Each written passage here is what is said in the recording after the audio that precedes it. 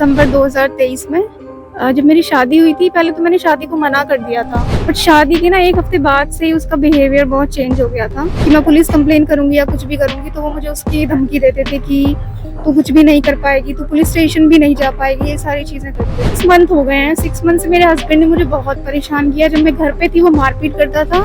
Even मुझे बाहर से लड़कियां फोन करके बता रही हैं कि तुम्हारे हस्बैंड ने झूठ बोला है कि मेरा डाइवोर्स हो गया और मैं तुमसे शादी करूंगा, ये कह के जबरदस्ती फिजिकल हुआ है करके मेरे पास हमें लड़कियों के कॉल भी आने। मुझे तो लगता है ना कि उसका ये धंधा सा है कि एक लड़की से शादी की, दूसरी से शादी की। मेरी शादी हुई थी दिसंबर 2023 में। जब मेरी शादी हुई थी, पहले तो मैंने शादी को मना कर दिया था। तो जो लड़का था, हम दोनों पहले फ्रेंड थे, तो उसने उस टाइम 2 बार सुसाइड अटेम्प्ट किया था, मतलब फोर्सफुली शादी करने के लिए। तो फिर मैंने सोचा कि चलो ठीक है, अगर इतना कर रहा है तो शादी कर लेती हूँ। बट शादी के ना एक हफ्ते बाद से ही उसका बिहेवियर बहुत चेंज हो गया था। छोटी छोटी बातों पे मारपीट करना, दहेज मांगना, ये सारी चीजें शुरू हो गई थी। और उसके घर वाले भी उसमें उसका पूरा सपोर्ट करते थे। ब्रदर भी है जो एक मंत्री, वो साथ में गनर लेके चलता है, तो वो उसकी धौंस दिखाता था। अगर उन्हें मैं ये बोलती थी कि मैं पुलिस कंप्लेन करूंगी या कुछ भी करूंगी, तो वो मुझे उसकी धमकी देते थे कि तू कुछ भी नहीं कर पाएगी, तू पुलिस स्टेशन भी नहीं जा पाएगी, ये सारी चीजें करते थे। उनका हरदीप नाम है उनका। क्या करते हैं वो समाजवादी पार्टी के शायद कोई मेंबर हैं, या मुझे इतना आइडिया नहीं है। आपने एफआईआर क्यों कराई, क्या दिक्कत है? अभी मुझे पूरे 6 मंथ हो गए हैं। 6 मंथ से मेरे हस्बैंड ने मुझे बहुत परेशान किया। जब मैं घर पे थी वो मारपीट करता था और जबरदस्ती, मैं फैब में प्रेग्नेंट थी तो मुझसे जबरदस्ती उसने अबॉर्शन करवाया था। उसमें उसकी फैमिली ने पूरा सपोर्ट किया था। उसके बाद जब मैंने अबॉर्शन किया, तो मुझे अबॉर्शन करने के बाद उन्होंने मुझे जबरदस्ती दिल्ली भेजा जॉब करने के लिए, और मुझसे ये डील की थी कि मैं उनकी गाड़ी की किस्त दिया करूंगी।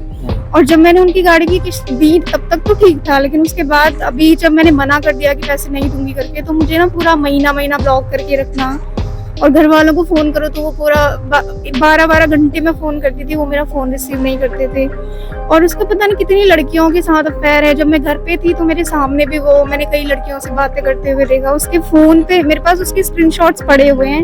इवन मुझे बाहर से लड़कियां फोन करके बता रही हैं कि तुम्हारे हस्बैंड ने झूठ बोला है कि मेरा डाइवोर्स हो गया और मैं तुमसे शादी करूंगा, ये कह के जबरदस्ती फिजिकल हुआ है करके मेरे पास हमें लड़कियों के कॉल भी आने लगे हैं।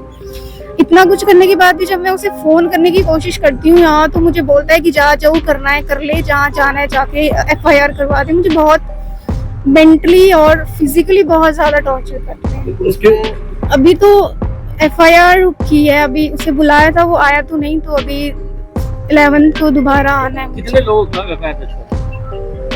5 लोगों के हस्बैंड और 5 लोग। क्या नाम है? उनकी मदर है हरजिंदर कौर, फादर हैं जसमेर सिंह, भाभी हैं रंजीत कौर, बड़े भैया हैं जगजीत सिंह, और उनका कजन ब्रदर है मंत्री मलवाई। तो आप फादर से या मदर से कंप्लेंट करते थे, शिकायत करते थे क्या वहाँ से? वो तो उनकी मदर तो यही कहती थी, अगर गाली दे रहा है तो चुपचाप से सुन ले। हमने भी तो गाली सुनी है। उसकी मदर मुझे ये बोलती थी। इवन एक बार तो ये हुआ था जब उसने मुझ पे हाथ उठाया था, और जब मैं गुस्से में थोड़ा रिएक्ट कर रही थी, तो उसकी मदर आगे बोली कि इसका वीडियो बनाओ। और उस टाइम मेरे हस्बैंड ने खुद कैमरा ऑन करके मेरी मदर इन लॉ को दिया था। वो वीडियो मेरे पास अभी भी पड़ा हुआ है, वो वीडियो मैं दिखा सकती हूँ। उनकी फैमिली मेंबर्स भी थे, और उसका वो, मुझे तो लगता है ना कि उसका ये धंधा सा है कि एक लड़की से शादी की, दूसरी से शादी की। मुझे उसके कजन ब्रदर से ही ये बात पता चली कि उसने 2009 में एक मुस्लिम लड़की को भगा के उससे शादी की थी। उस टाइम पे उसे पीटा भी था शायद, पता नहीं क्या हुआ था, मुझे कंफर्म नहीं है। सारी बातें मुझे उसके कजन ब्रदर ने बताई थी।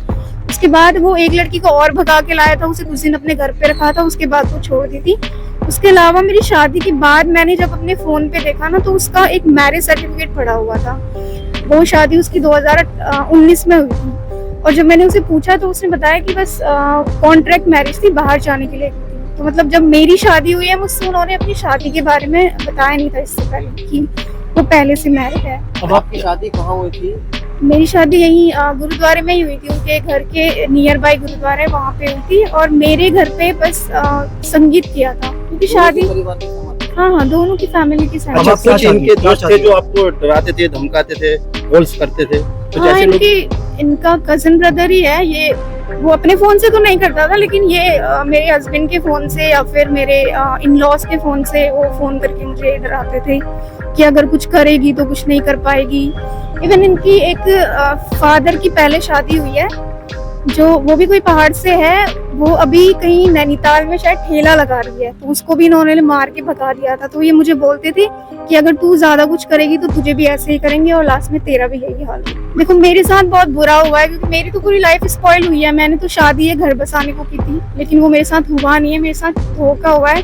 तो मैं चाहती हूँ कि मुझे जस्टिस मिलना चाहिए। ये थाना खजूरिया से संबंधित एक प्रकरण है। कल एक महिला जन सुनवाई के समय मेरे कार्यालय में उपस्थित आई थी और उनके द्वारा यह बताया गया कि पति द्वारा क्रूरता की जाती है, उत्पीड़न किया जाता है और अन्य गंभीर आरोप लगाए गए थे। इस संबंध में थाना प्रभारी खजूरिया को जांच कर अभियोग पंजीकृत किए जाने हेतु निर्देशित किया गया था।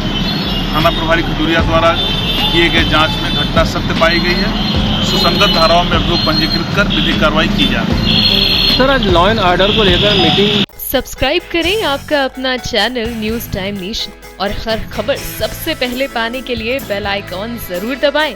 और हाँ, खबरें पसंद आ जाएं तो लाइक और शेयर करना ना भूलें।